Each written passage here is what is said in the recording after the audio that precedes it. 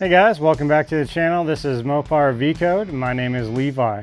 This episode we're going to be diving into the FiTech wiring harness. This wiring harness is kind of unique. It has a remote mount ECM, allowing us to kind of conceal part of this system underneath the dash and out of the engine bay, keeping that OEM look.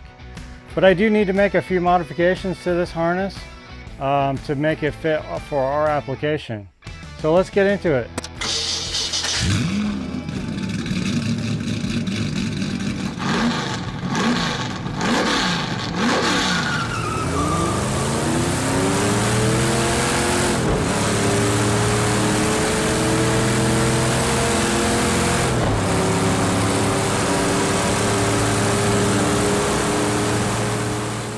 Alright guys, well hey, I just wanted to give you kind of a quick rundown here before we dive into this harness.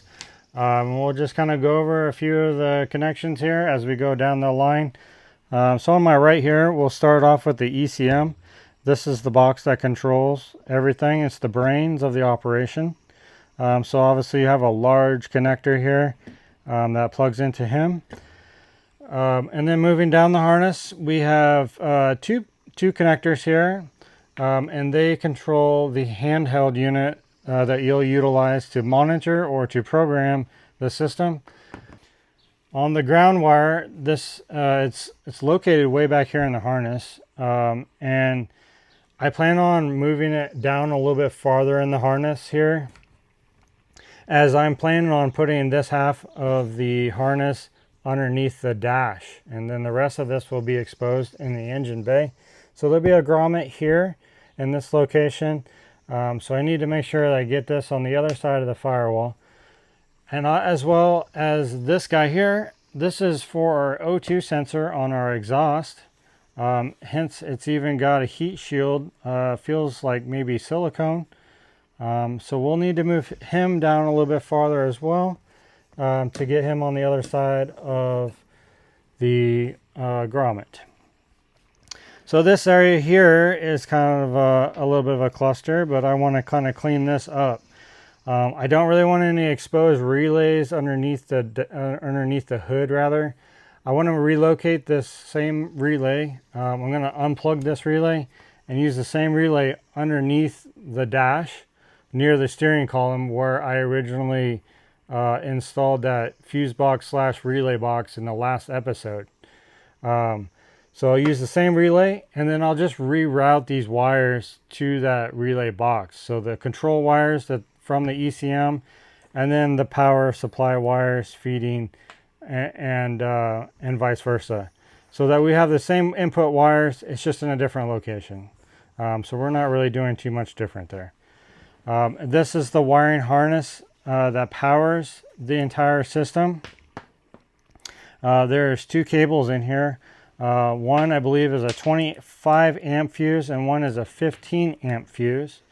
The 25 amp fuse is for the fuel pump system, and the 15 amp pump is to power up the ECM. So we'll be obviously disassembling this part of the loop, and I will not be using these fuse holders that are on this harness.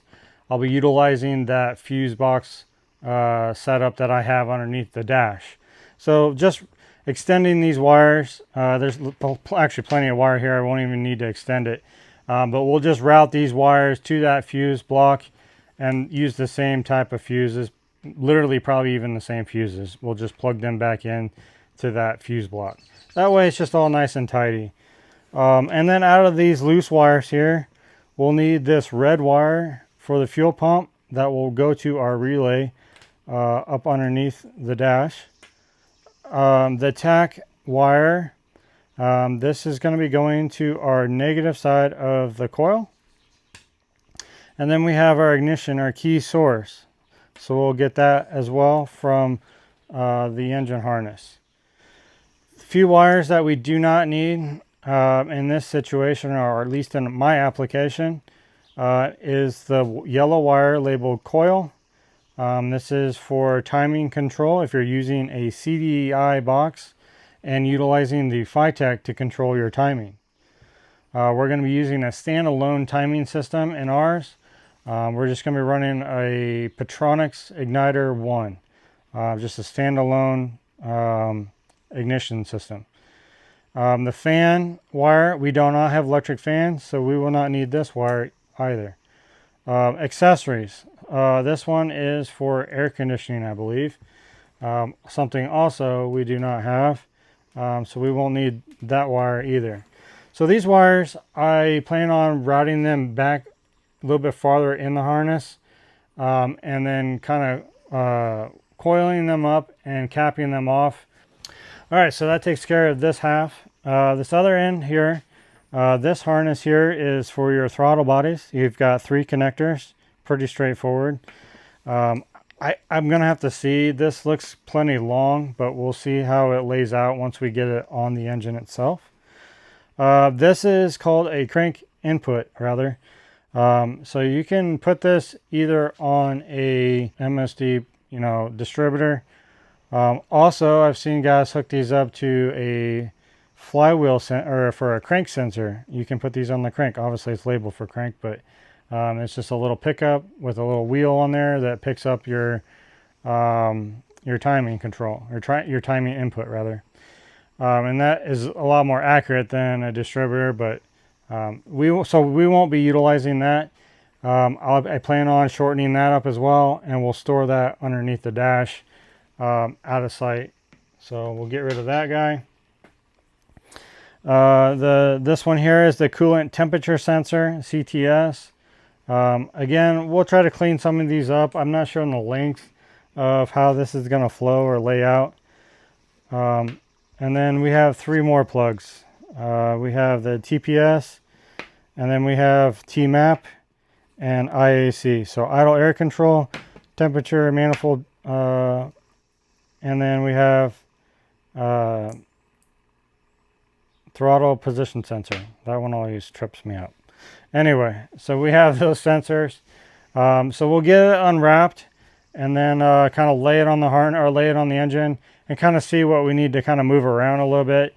And then I'm going to rewrap it all with that same non-adhesive PVC tape to kind of look and fit into the OEM look of the rest of the engine bay.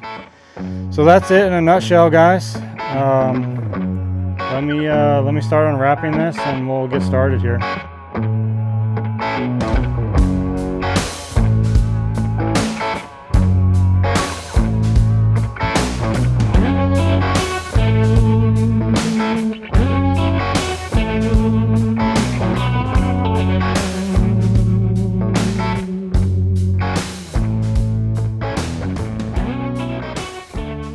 The whole harness unwrapped here, basically, and I've kind of discovered a couple things on this fuel pump relay.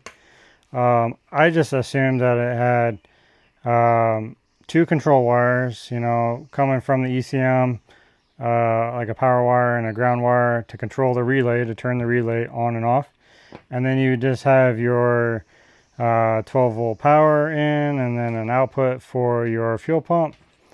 But the relay is wired up a little bit different, not much different, but it appears that it is the output side of the relay is feeding the fuel injectors as well.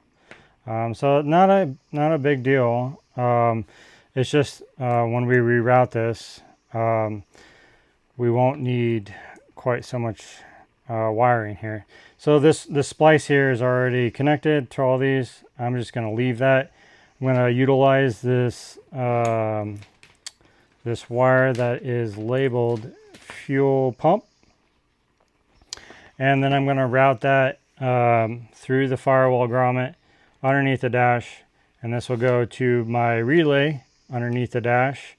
Relay output on this term, or this wire here, and that'll feed, so underneath this same terminal, underneath the dash, I'll have my wire that ran from the rear of the trunk for the fuel pump. These two will splice together on the same output on the cube relay. So when it sends out power, it'll send out power to the fuel injectors and the fuel pump. So that's the only difference here in the splice. I didn't realize that this same circuit was powering the fuel injectors. So I assume that it's giving positive 12 volts to these, and then it has a set of control wires that activate them on and off, just kind of like a coil. So anyway, we'll get this cleaned up here, and then this orange and white wire will be our coil wires to activate the coil underneath the dash. So we'll clip these, remove these, and move them over here to the engine, or the underneath the dash controls. And then so we'll no longer need this red wire on this side of the plug.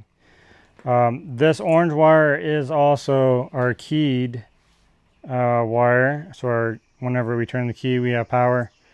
So I will tag this orange wire into, when it's underneath the dash next to that relay box there, I'll tap this into the ignition source underneath the steering column, and that'll make that nice and tidy right there underneath the dash. So outside of that, that might be confusing for some, apologies, but it's the best way I can explain it.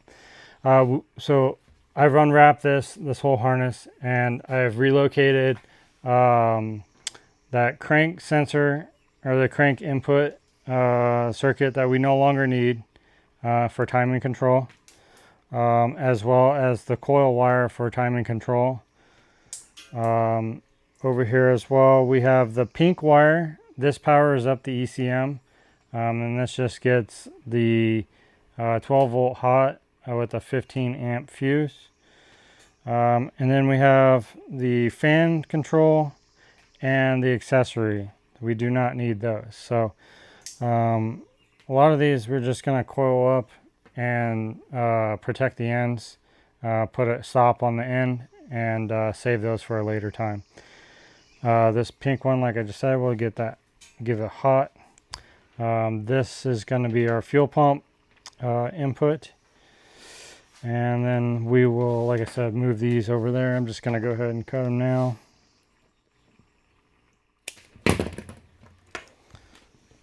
Alright, so that's for those.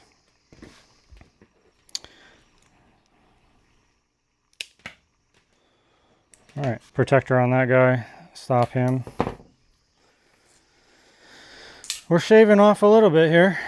And then I moved the ground wire. I took the protector off the sleeve, and it was coming back here, but we'll need it kind of more up in this area here. Depending on where I can find to mount it to the block, I want to get a good ground somewhere up there.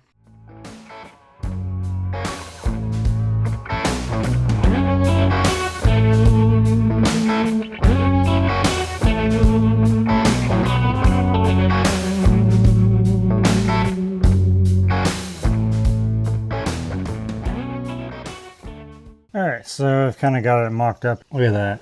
It looks like crap. So got plenty of stuff I need to shorten up or tighten up. So I'm going to continue to tear apart the harness a little bit farther and try to overlap, maybe pull some wiring backwards on the harness, and try to get it to line up a little bit better to clean these up. Much more work to do, but you can see, so the loop is, the whole harness is routed back here, kind of where my plug is. But you can see about how much would be underneath the dash. This whole, I just kind of looped it over here, but that's how much you have. So you could damn near run that to the trunk.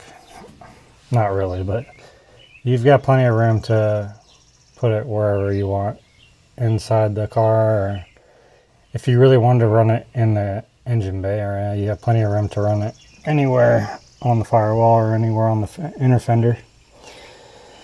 So anyway, yeah, I'm gonna pull this back off and then kind of unwrap some more of this to kind of see if I can shuffle some wiring down the harness.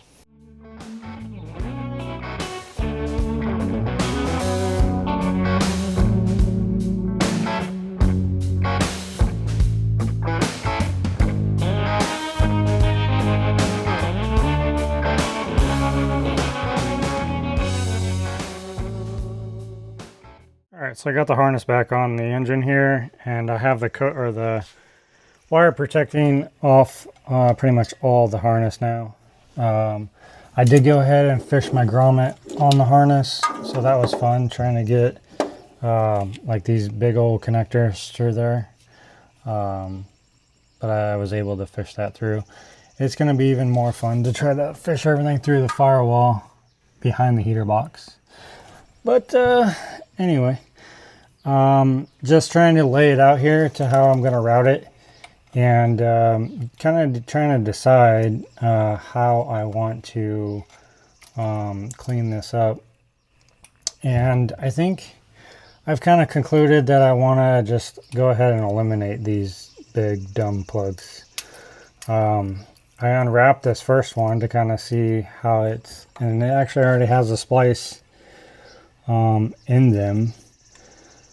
So thinking I'm just going to go ahead and do a splice on the other side of it, cut it, eliminate this splice, and then just go ahead and solder these and heat shrink them back on there, just kind of like how they are there, and then wrap it all up in tape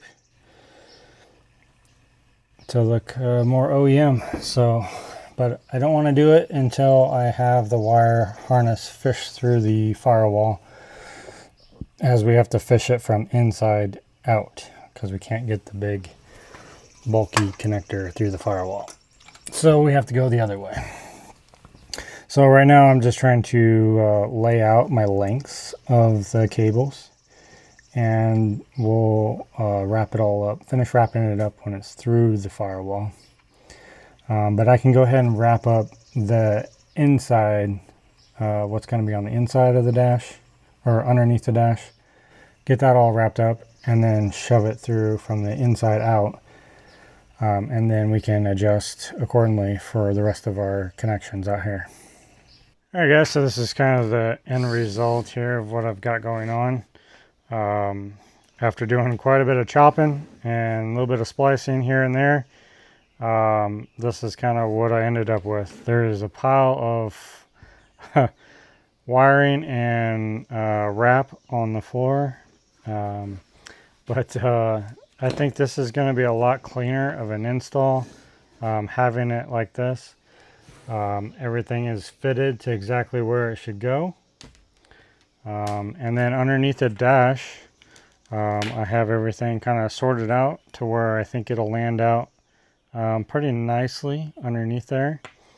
So let's go ahead and get some wrap on this part of it. I think I'll wrap from the bulk connector to the firewall connection, maybe a little bit past, but I'm going to wait to wrap the rest of it once we're through the wall, and then that way we can make sure that everything is lined up properly.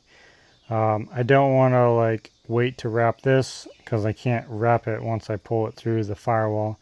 As we're fishing it through the firewall, it's actually really tight. We have to fish it behind the heater box. There's a void between the firewall and the heater box, and it's only like 1.5 inches deep back there. And it's going to be a tight fit, but I'm pretty sure I can get it wiggled through there. It's going to be a chore, but we're going to give it our best. So let's get this wrapped up, and then we'll try to start in on fishing it through that firewall hole.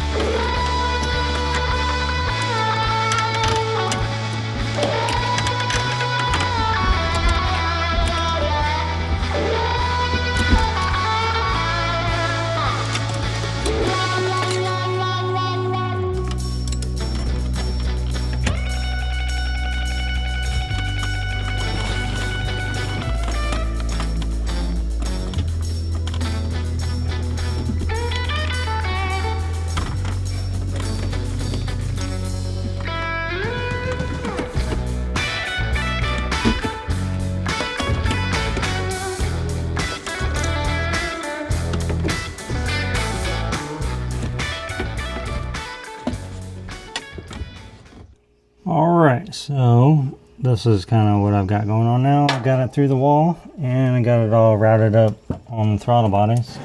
But as you can see, we've got our O2 sensor routed down along the transmission bell housing there. We do have a ground wire here, and I think I might just go right to the throttle body bolt. I'm not sure yet. Either that or the valley pan bolt down there. I'm not sure yet. I've got room to go either way. But I end up choosing to route the harness on top like this. I think that's going to yield the best or the cleanest route. And then obviously we still have to hook up our throttle bodies. And I just have these heat shrink tube to kind of keep them bundled together, but we're going to chop these connectors off and do a splice here. And then wire loom them all together. So I'm going to hop on that real quick and take care of that, and then we'll be in pretty good shape as far as the harness goes in the engine bay.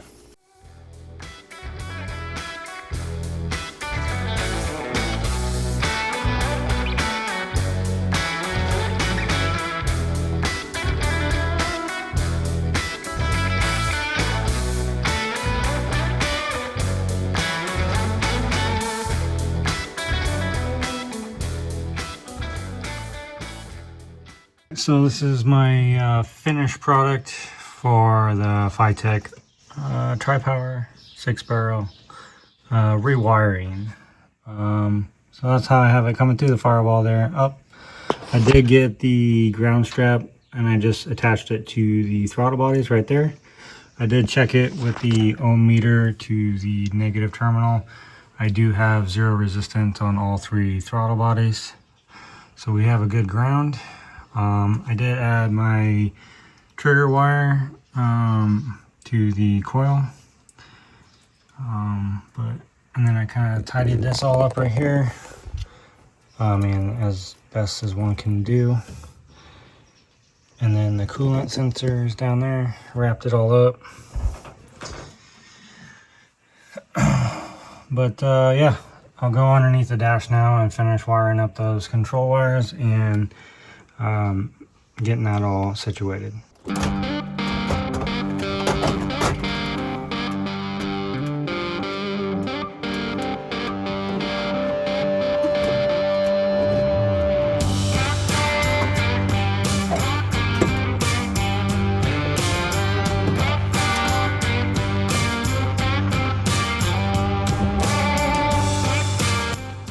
we're going to use that same relay we used before. That was on the harness before for the FiTech.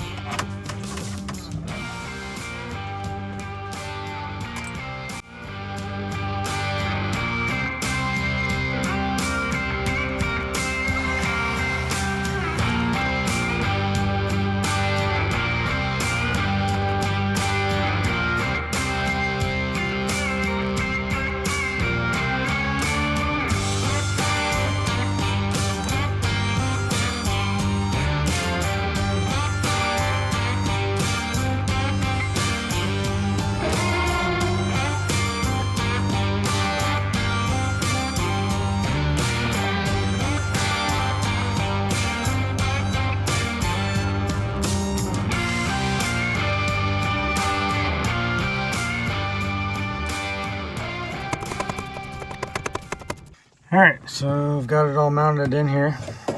Got my little bracket with the ground strap and the little fuse box and the fuse holder. I'm trying to wrap up everything as best I could. So should work. I'll get this instrument cluster put back in. I'll eventually pull this back out and go through it and detail it. Go through all the connectors and check the bulbs, figure out what works and what doesn't. And yeah, but for now, this will get us going.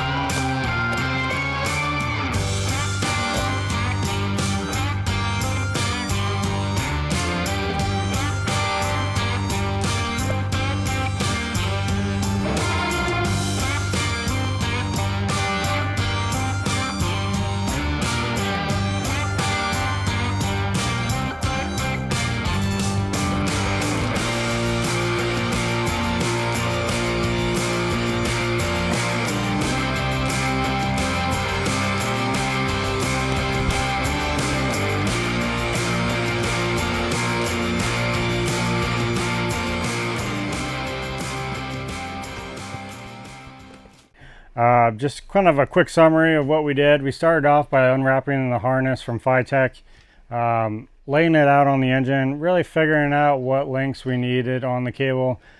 Going into this, I knew kind of off the bat that I kind of wanted to trim to fit harness. And speaking of that, you should know that trimming a harness from FiTech is probably going to void your warranty on your system. So be sure if you're going to start hacking in on it that you know exactly what you're doing and you make positive connections when you're going back together. You notice maybe I spliced everything and I used solder and heat shrink to go back together on all my connections underneath the hood. I don't want absolutely no loose connections or anything like that. So good connections are key. And then we wrapped it all back up using our OEM-Style non-adhesive PVC tape. So it's kind of like an OEM look from the rest of the cabling underneath the dash or underneath the hood even. So it all kind of blends together. I contemplated try to reuse some of the new modern looming, but ultimately I decided to go with just the tape method, just to kind of keep the consistency the same. After we routed the cable through the firewall, ended up routing the ECM up underneath the dash. Originally I had planned to put it below like the headlight switch on the left hand side of the steering wheel, but ultimately I ended up moving it over to the right side above the cigarette ashtray, but below the radio. So there's a nice flat spot in there. I do need to get some like 3M double-sided Velcro tape, and I'm gonna adhere it onto the back of that ashtray holder. There's like a bracket shield that goes around that whole assembly, and it's a perfect spot for it. I couldn't find anything where it said that the ECM need to be grounded, but if that's the case, we'll end up running a ground wire to it and making sure it's got a good ground. But like I said, I couldn't find anything in the instructions. I could have missed it, but we'll address that a little bit later down the road. Ultimately, I end up running the wire from the pigtail for the handheld over to the glove box area. I found a little corner of the glove box that had a little hole access that I could route the wire through, the cable through. Just pulling enough through that I could pull it out of the glove box and reach to like above where like the radio is, and I could mount my handheld to the windshield, just primarily for troubleshooting or diagnostics. I don't plan on running it like that all the time at all. Most of the time it'll just be folded up, unplugged, and put in the glove box. But overall, guys, I think this went pretty well.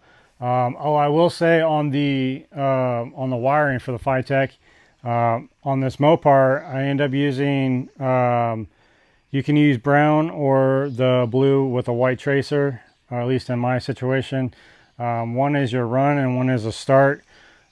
This car originally had a ballast resistor, and that resistor is bypassed behind there. So there's no resistor in there no longer. It's actually a 10 gauge wire that's soldered in there. So those two circuits are actually tied together at that ballast resistor location.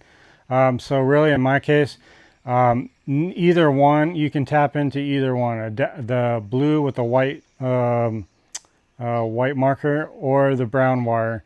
And that's what I chose to do, is the blue wire with the white marker, which is your run, underneath the steering column. So just right above where the Mullinex connector is, I tapped into that, spliced it in there to give our engine sense to the FiTech, to allow it to tell it when you hit that key, hey, it's time to go, turn on, wake up. That's what that's for.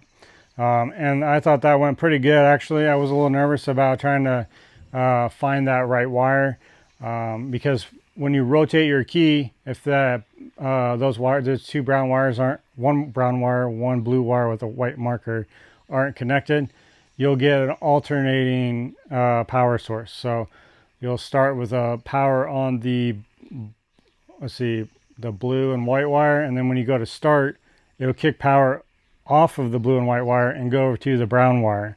And then when you let off the key, once the car starts, that brown wire loses power, and then it's back on the brown or the blue and white wire. With the FiTech, you can't have that. You need power on, you need a steady power supply feeding that ECM through the whole starting cycle. So that's why it's important to bypass that ballast resistor, or to tee those wires together, the brown and the blue with the white stripe. That way you get a consistent starting power source. That's kind of rant over on that anyway. But hey guys, appreciate you guys sticking around and watching this one. We're getting really close to getting this thing fired up. I'm finding a few more things that I need to address here. So I'll have probably one more video for you before we get to cranking on this thing, but we're getting darn close. So stay tuned. We'll catch you on the next one. See ya.